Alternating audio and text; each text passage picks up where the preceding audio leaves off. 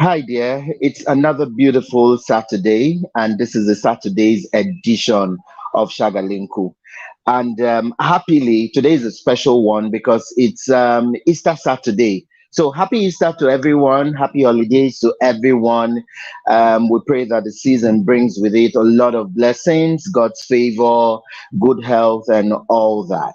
Welcome to Shagalinku. My name is Ambassador Emmanuel Gabari. And like I said, today is a special edition of Shagalinku TV. And we're streaming live from three destinations from Shagalinku TV, YouTube page, from Shagalinku TV, Facebook page, and lastly from my page, Ambassador Emmanuel Gabari.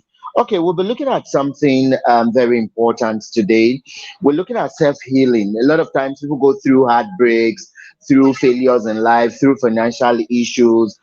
During the lockdown and COVID-19 pandemic, people have lost their jobs and people are still losing their jobs.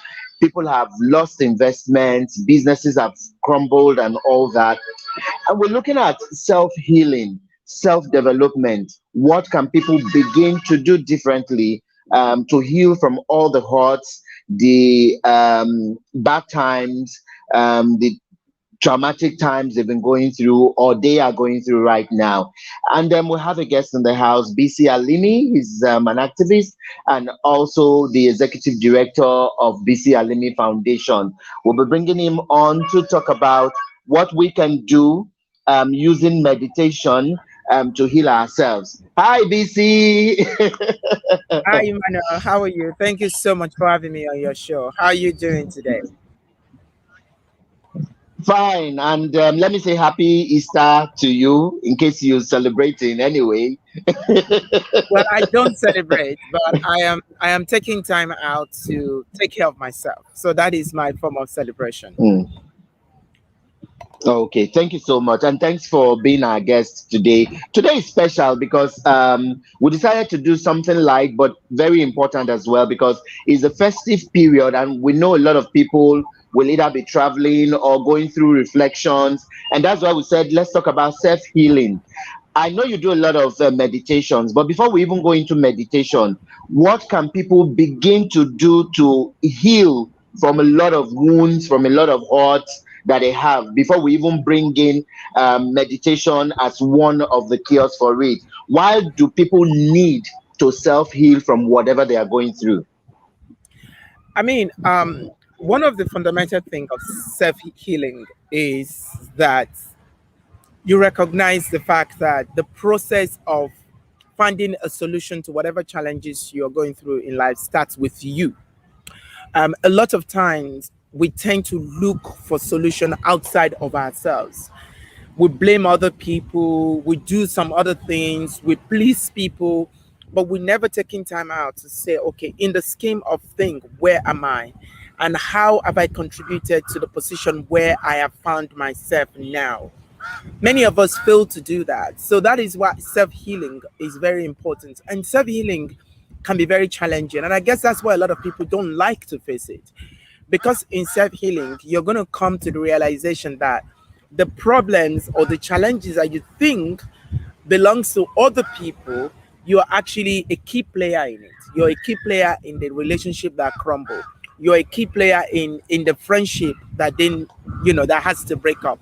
You're a key player in your financial challenges. So you play a role in everything that you're going through. And that is the most challenging thing about self healing because it's so easy for us as human beings to blame other people, to say, oh, it's other people's problem, and fail to understand that we also have a role to play in the picture that we're looking at. So, this is why self healing is very important because the first thing is you're coming to say, okay, I recognize that in this situation that I find myself, I have a role to play in it. And then how do I actively take a step to make this right? And that is the process of you having a self-healing. And you can't have self-healing if you do not accept the fact that you have a challenge. I don't like to use the word problem. If you cannot understand the fact that you have a challenge, you cannot then go on a journey of self-healing. This is beautiful because I needed you to lay that background. A lot of, and I'm happy you've said it all, because even with therapy, if the person is not determined to get healing, it's all a waste, you know.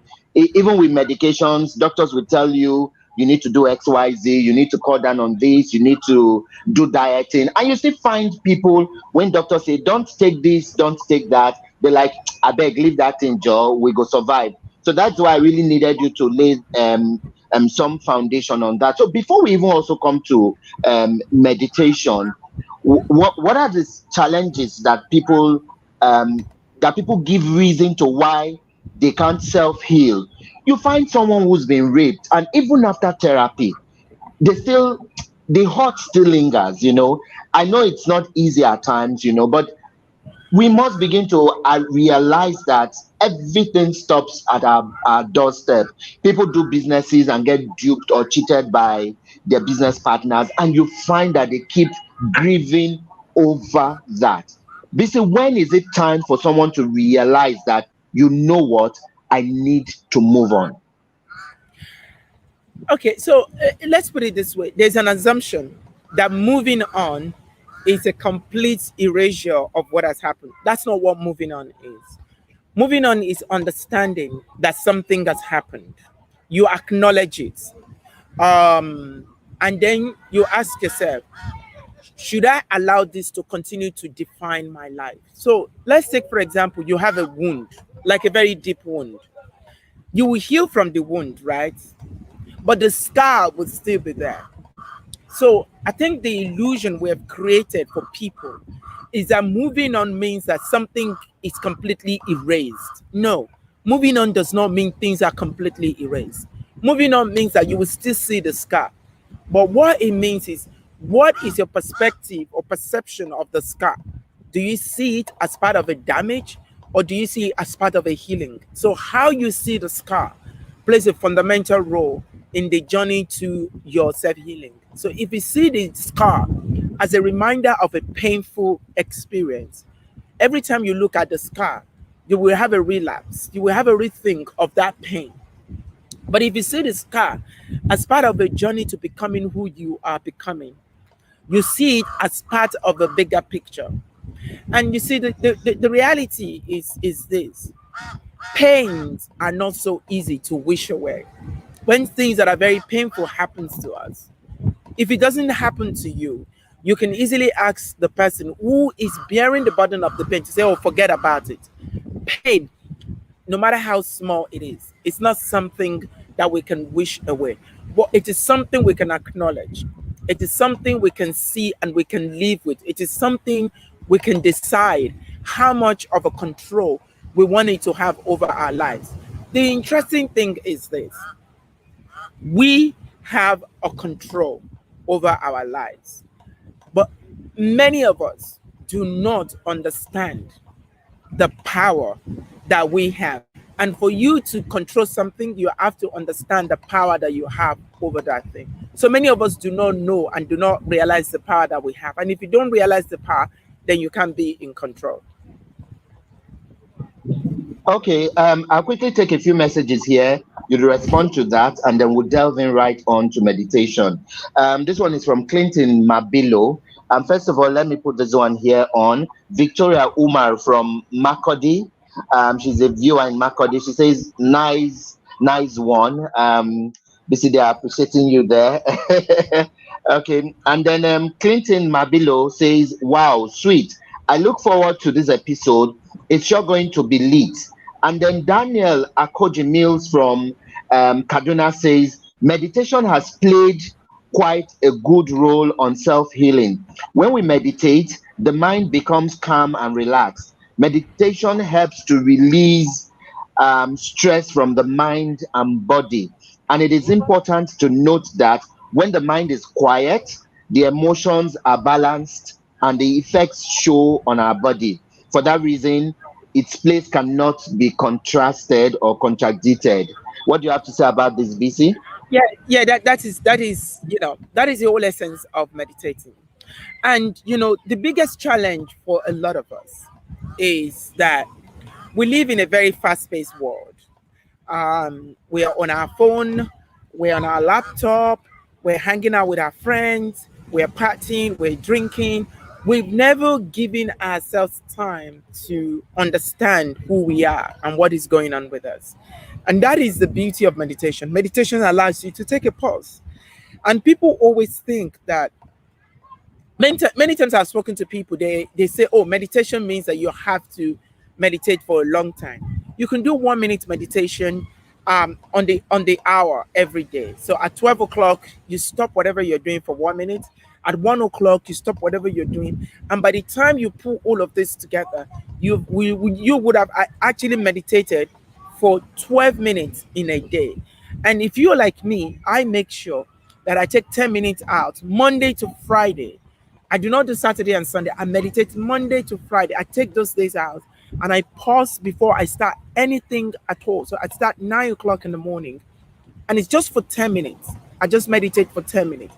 And what happens is that because I use guided meditation, and what happened is that you kind of like get to know yourself better. So I suffer from anxiety, right? And I did not know that the first step to realizing that you are going on the verge of anxiety is your breathing.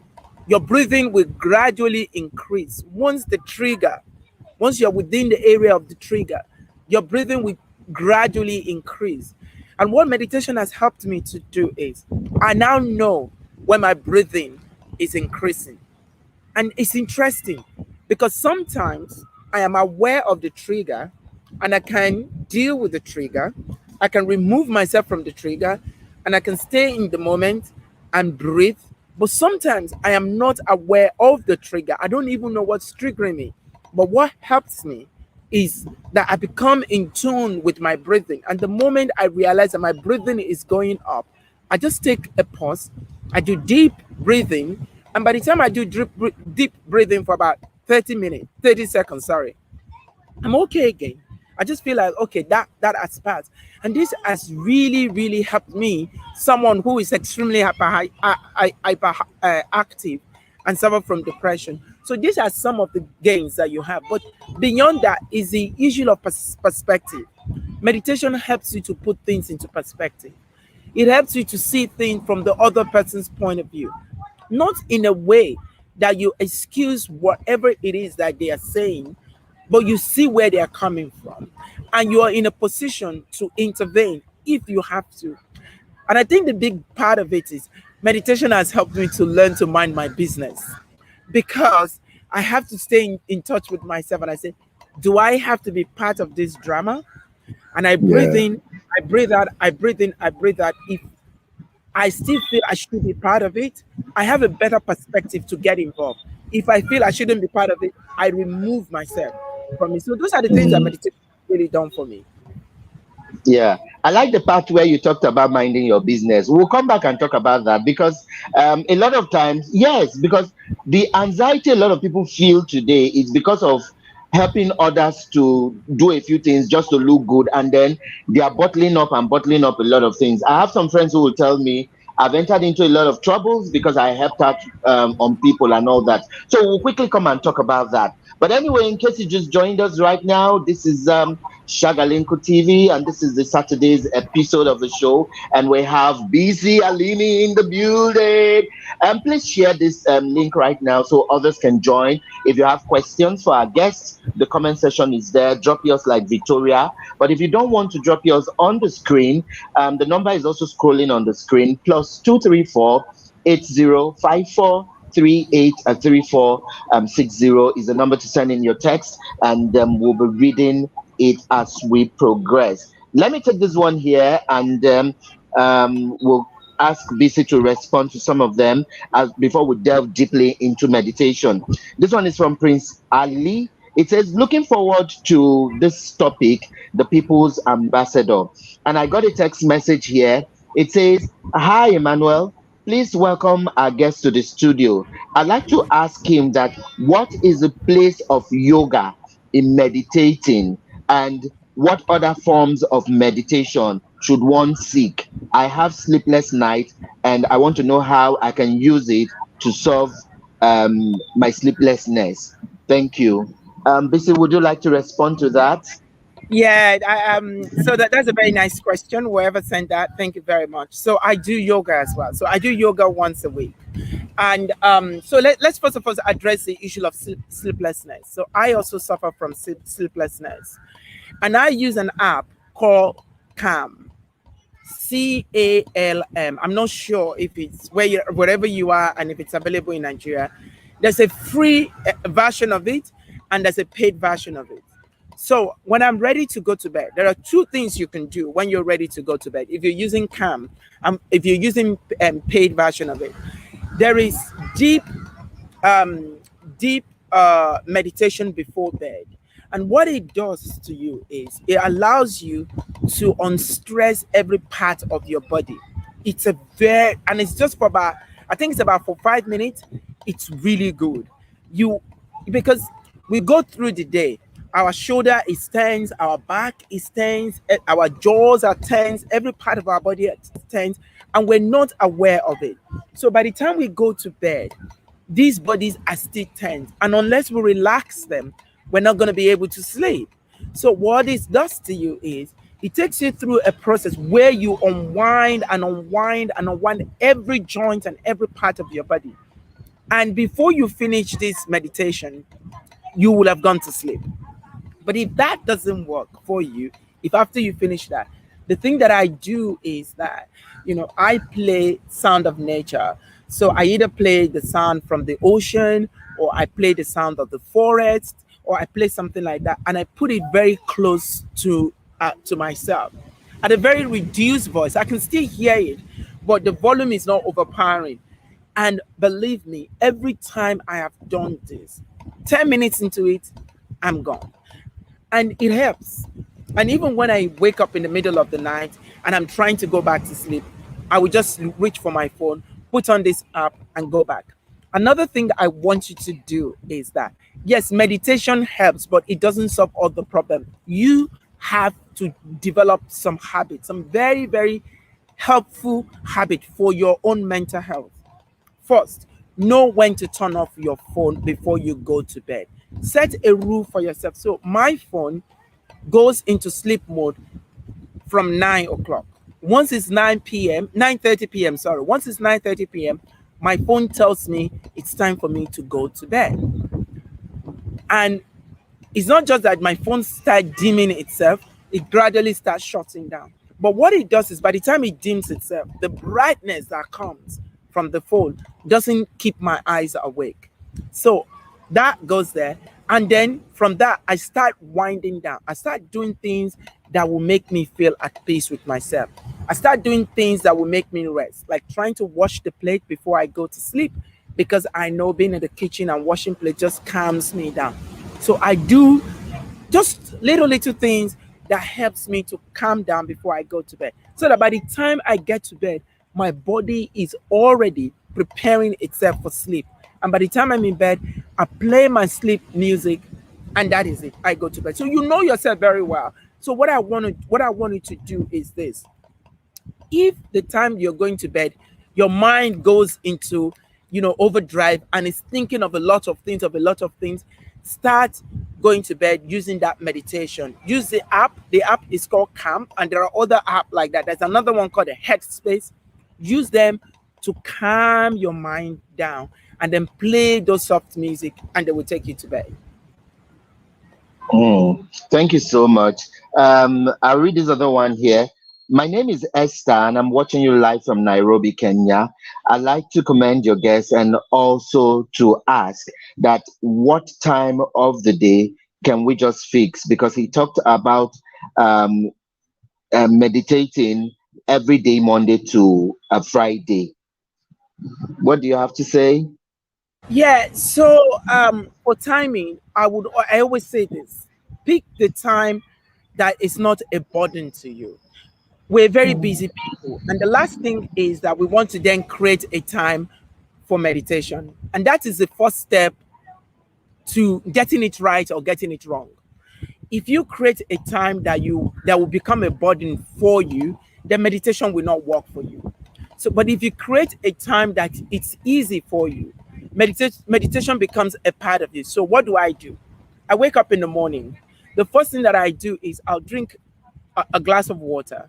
And after drinking a glass of water, I go to the gym, I do my workout. After gym, I will have my shower.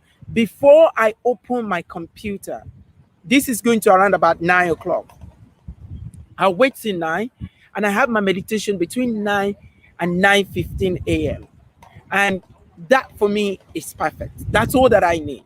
And it's easier for me to do that because even if I have to go to work and I have to travel, I'm always in the office by 9 o'clock. I know that I always do whatever I want to do by 9 o'clock.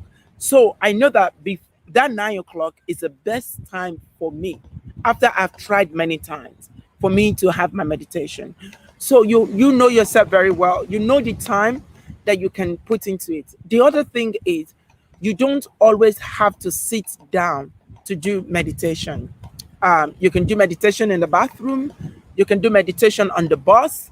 You can do meditation while you're lying down. So if the first thing you want to do before you jump out of bed in the morning is meditation, you can just lie down in bed and do your meditation. So that's the beauty of it. You don't have to have a specific time for you to say you want to meditate. So don't be rigid with yourself. Be kind to yourself and build meditation into your lifestyle, and you will find it very easy to do. Okay. This one says, looking forward to this as meditation is not something we're used to in this part of the country. I was introduced to it sometime in the lockdown last year, and I must say it was a refreshing feeling. But I have not been consistent. How can one fight the distraction during meditation? Also, is there a group one can be part of to keep up? Itoro Jimmy. Yeah, Itoro, thank you very much for that. So there are many online groups that you can join. Like for example, Headspace have a group meditation that you can join. I know that Itoro used to come for our morning meditation during lockdown. We don't do that anymore. If you are on Clubhouse, I have morning meditation on Clubhouse from 9 to 9:10 every morning. You can join a community of us who gets into guided meditation. So there's so many ways that you can do this. But like I said earlier, one of the most challenging thing for people who wants to go into meditation is finding the time to do it. And what we always say in meditation is there is never the right time to meditate. There is the time to meditate. If you keep looking for the right time to meditate, you will never meditate.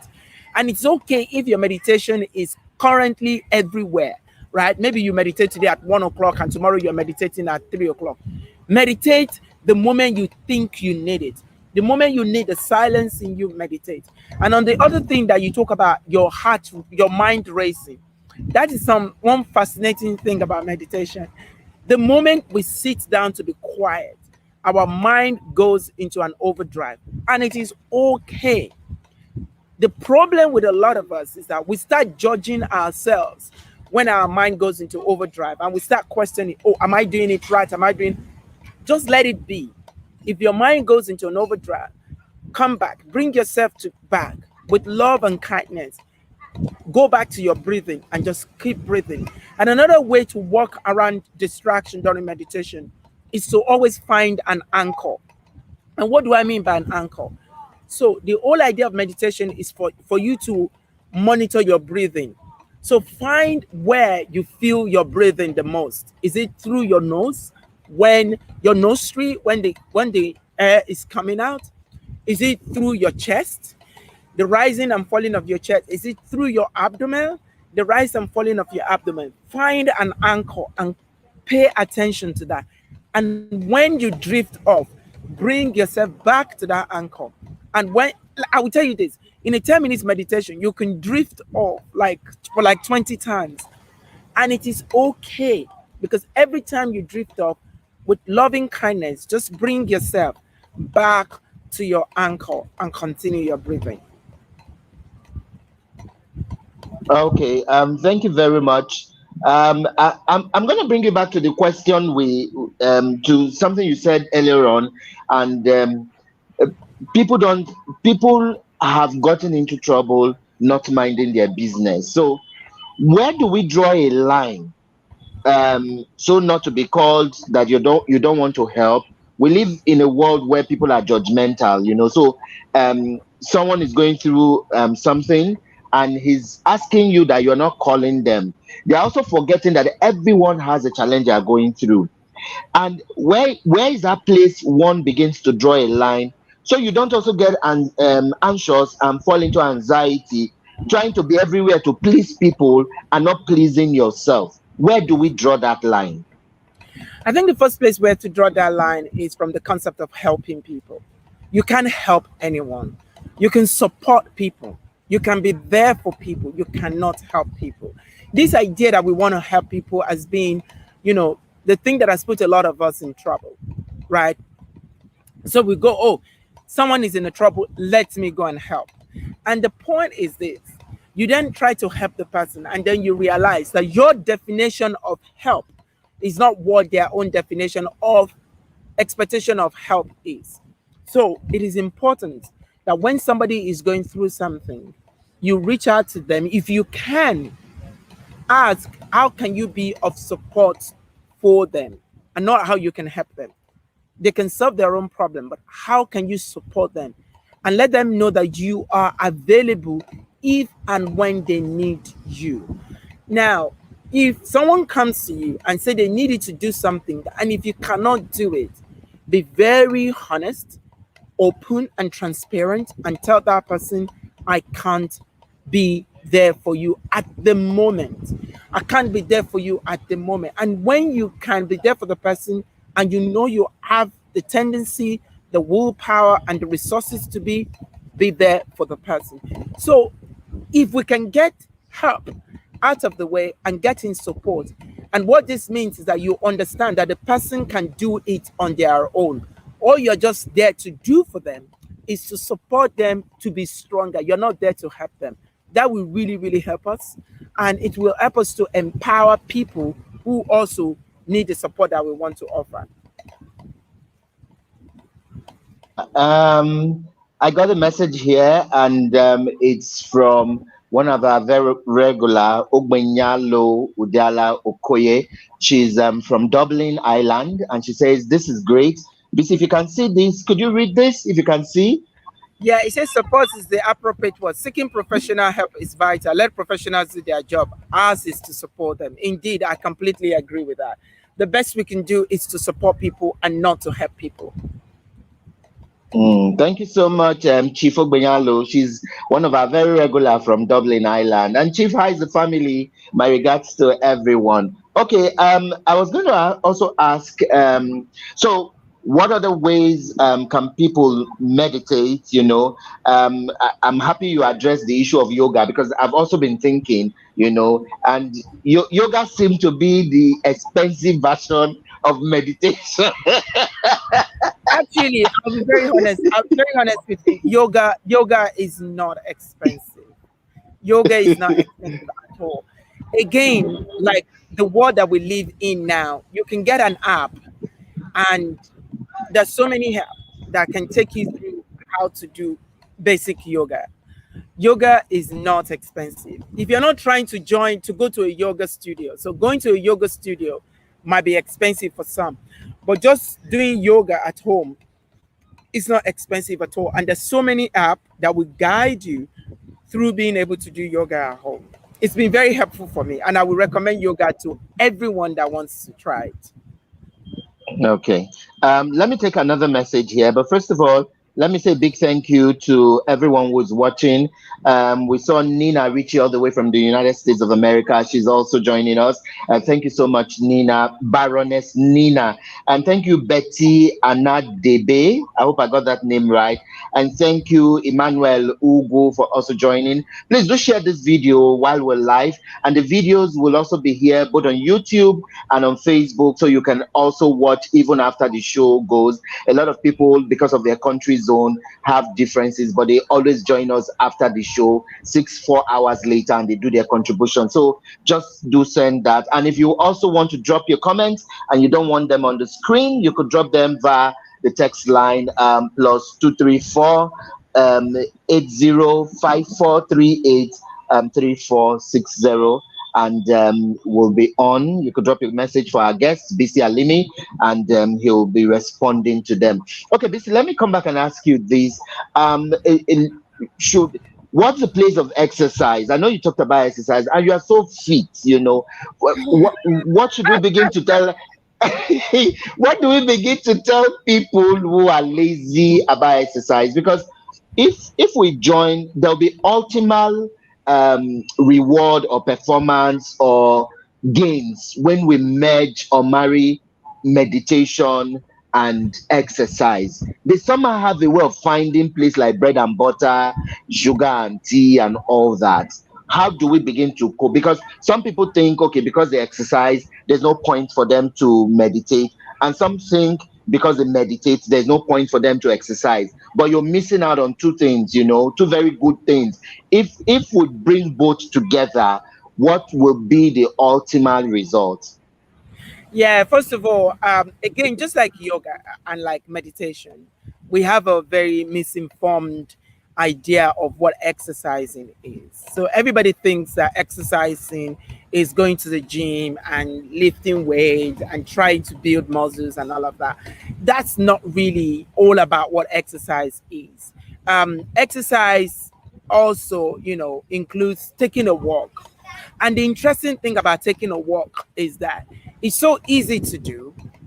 You can incorporate meditation into taking a walk, and it's so like, and it you will lose weight, you will increase your concentration, you will increase your mindfulness, and you will exercise. So you do four things by just going for a walk. But also, I always tell people, exercise is not a competition. Don't say because someone is carrying 40 kg weight, you're going to the gym to carry 40 kg weight. If it is 5 kg, your body can carry it, and then build on it, and then build on it, and then build on it. And one of the benefits of exercise is it increases your endurance. Right? The things that you will not be able to do before, you just realize that because you're exercising, you can do it. And like you said, you have good body. I mean, you everybody wants to have a very good body. With exercise, it helps you to have good body, and it also clears your mind, because for that 20 to 30 minutes that you're exercising, your concentration is on the different workout that you're doing. You're not thinking of so many other things. You're focused. It helps your ability to be able to focus. It helps your brain as well to produce chemicals that are good for your mental health. So there's a lot of things. So people always think that exercise is about what you see in the body. No, exercise is not about what you see in the body. It's also about what goes on in your head and how that connects you. And you said it very well, so very well, how that connects to mindfulness, which is meditation, and how that connects with yoga, which allows your body to breathe, because that's what yoga does. Yoga allows you to stretch your body, every part of your body, and it allows your body to breathe. So these are, like you said, it's like you want to eat rice.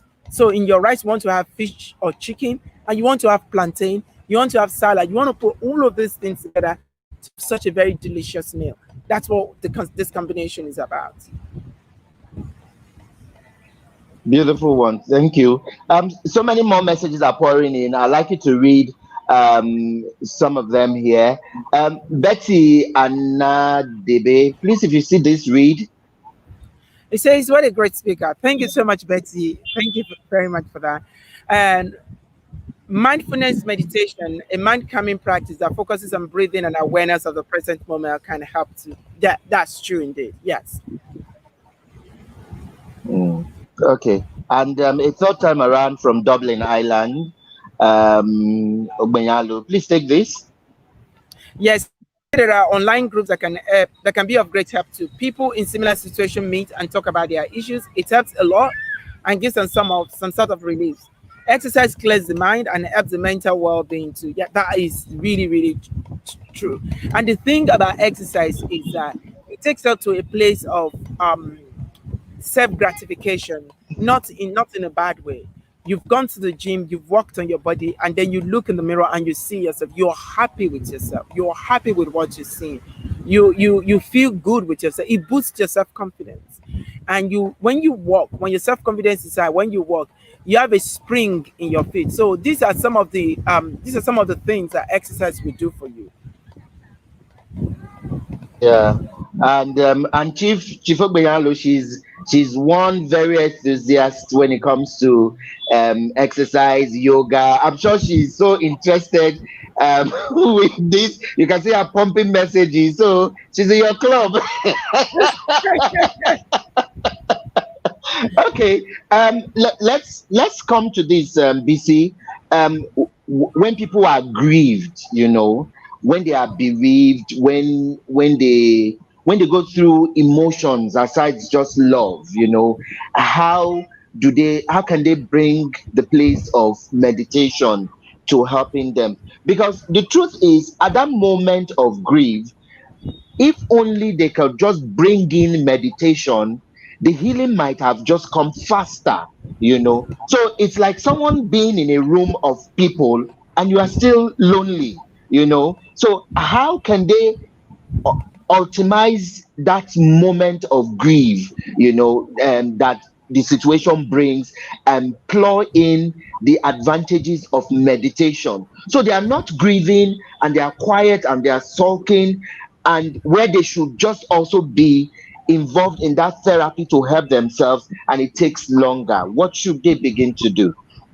So let me try and quickly correct something that you said now when you said they will heal faster. So there's also that assumption that meditation heals you. It's not always true. What meditation does, just like I think is her name is Betty said, is what meditation does, Yeah. it allows you to be in the moment. You are in the moment, you recognize the moment, you see the moment for the moment. And what it does is that you do not impose, or you do not impose anything that is not of this moment on what is going on at the moment. So when you are grieving, Yeah. right, you recognize that right about now I am grieving. And this is the reason why I am grieving.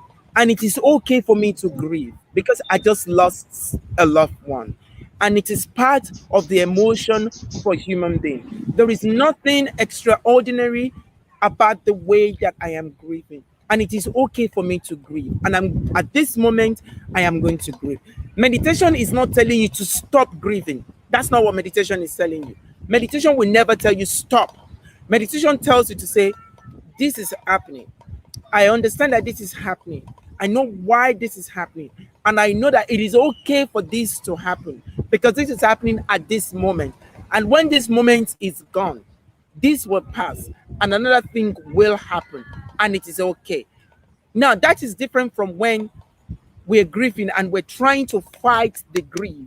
We don't want to be grieving. And what happens is because we've created a friction in ourselves, we create a situation of extreme anxiety and we wouldn't know how to deal with it. Meditation will not take grieving away. I need to say that. If you're grieving, meditation will not take it away, but meditation will allow you to put it into perspective and see it as part of the bigger picture of now. Yeah, thank you very much. Um, so many messages that I'm just trying to see how I can take them before we wrap up, because we'll need to wrap up in another 5 minutes.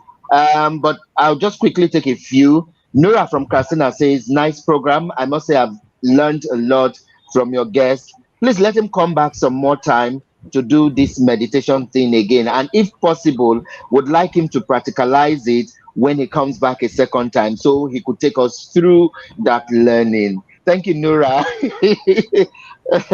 um, I'll quickly take this other one here. Matthew from Port Harcourt says, "Good afternoon. Been watching your show since 2 o'clock. Nice guest, nice topic, and quite helpful for the hour. As people go on to do their celebration, they should always include exercise and meditation. It will be a nice combination." Matthew Peter there. So, what would you be saying as we did we take that message from Ogbenyalu, Bisi? Yes, we did. We have. Yes. Oh, okay, okay. So I'm trying to be sure that I cleared that up. So as we begin to wrap up, BC, what will be first of all, I will still come back for you to do a last word, but what will be your word for people who are in between? They are right now watching us and they are going through a situation that only them know. You know, it's worse when you go through a situation and you can't tell someone. For situations you can open up and tell people, it's one step to your healing. But when you're going through a situation where you can't tell anyone, either for fear of being judged or being mocked or being ridiculed or being stigmatized. So, for people who might bump into this program right now and they are in a situation, they are at a crossroad, what would be your word of encouragement to them? So the first thing I'm going to say is, it is not a cliche that these two shall pass. These two shall pass. Whatever you're going through at this moment, you're going to realize that in 3 months, in 6 months, it's not going to be here anymore. And it's going to be part of your own journey, of your own history, of your own novel. So focus on the now. Don't try to remove yourself from it, but appreciate what you're going through. But don't dwell on it too much. I guess that the next thing is, if you're into meditation, meditate. But also, I will always say this: there's just that one person that you can confide in your life. I would say that you look for that one person, you have a conversation with that one person, and you share that with one person. Like they said, a problem shared is a problem half solved. There is someone whose word might help you to put whatever it is that you're going through into perspective. And you might need to talk to someone. So don't keep all of this to yourself. And if it is too much, please, please, I would strongly advise that you seek professional support. Get professional help. Find a professional that you can talk to who can help you break down whatever it is you're going through and can give you back your self confidence to be able to deal with the situation in which you are in. Thank you very much. Bobo Mobilo sent a smiley, and then Chizelu Emejulu says awesome. Yeah. Um, Thank you, Mabilo and Chizelu, for that. So, um, how are we going to be granting the request of the guy who said he would want you to do a yoga demonstration when next will come? Is it a promise? It is a promise when I come on the show. And I'm in a very quiet place because at the moment I'm at the beach, where I am taking care of myself because I need it. And so when next I'm in a place that is a little bit more quiet, I will be very, very happy um, to do a guided meditation with all of you. Okay, okay. So I guess the guy who sent that, either from Port Harcourt or Katsina, I can't remember, but this is busy for you. So we might even beg him, no matter how busy he is, busy might just even do a 2 or 3 minutes video record of a yoga exercise and send to us, so we could just even play it on the show.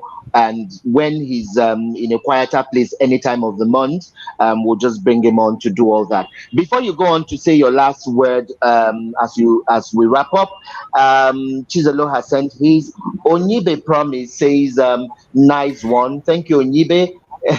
Itoro again says it has been a fantastic hour. Thank you so much for sharing, BC. Uh, what do you have to Thank say? you And the so last much. one here is from Onyibe. Thank you so much. Onyibe says thank you so much. Thank you, and it's been nice talking to you as well, Emmanuel. Um, I know that you've been trying to get me on the show, and I've been evasive, so I'm really, really sorry about that. But it's really lovely to be on your show. So thank you so much for having me, and thank you everyone that has Yeah. taken time out of the festive period to listen as well. Really appreciate it. Yeah, yeah. So as we wrap up now in another 1 minute, what will be your message of hope to everyone watching? That's one. Two, who and who would you like to greet? maybe your team who has been supportive, people who has held forth for you. We always give 1 minute to our guests to appreciate publicly organizations, their team members, and people who have always been there to support them in this journey of life. So your 1 minute starts now, BC. So, my message of hope is that the world is a very beautiful place. And it's so easy for us to focus on our challenges rather than to see the beauty of the world.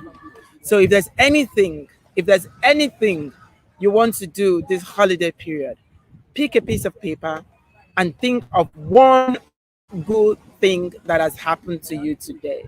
And you will be shocked about how amazing the world is. And that will really, really help you to spend more time to appreciate the little tiny things that have a massive impact on our lives. And in the area of thank you, I really want to thank my team, like you said, that have been extremely supportive. I am here having fun and relaxing, but they are working around the clock. So I really want to say thanks to the team at the Bisi Alimi Foundation, Judith, Sesu, Alma, and Sylvia. And I want to say a very big thank you to the team at my consultancy company, Sylvia as well, who is my manager, and Arinze, who is my PR and comms person. And I also want to say thank you to every queer person, every LGBTQ person in Nigeria. I am because you are. And it's through this Mbotu. I want to say thank you. I appreciate you all. And have a wonderful Easter holiday. Wow, wow, wow. That's so nice. I really want to thank everyone who joined us on this special Easter Saturday's package of Shagalinku. And what better way to present it as a gift to you all than to bring Bisi Alimi, an activist and executive director of Bisi Alimi Foundation, to talk with us on the role of meditation and how it could help in self healing. Thank you so much, BC. It's been amazing talking with you. And at last, we had you on the show because we've been at this for over 2 years. I'm trying to really reach you, but you're a very busy person. I want to be like you when I grow up.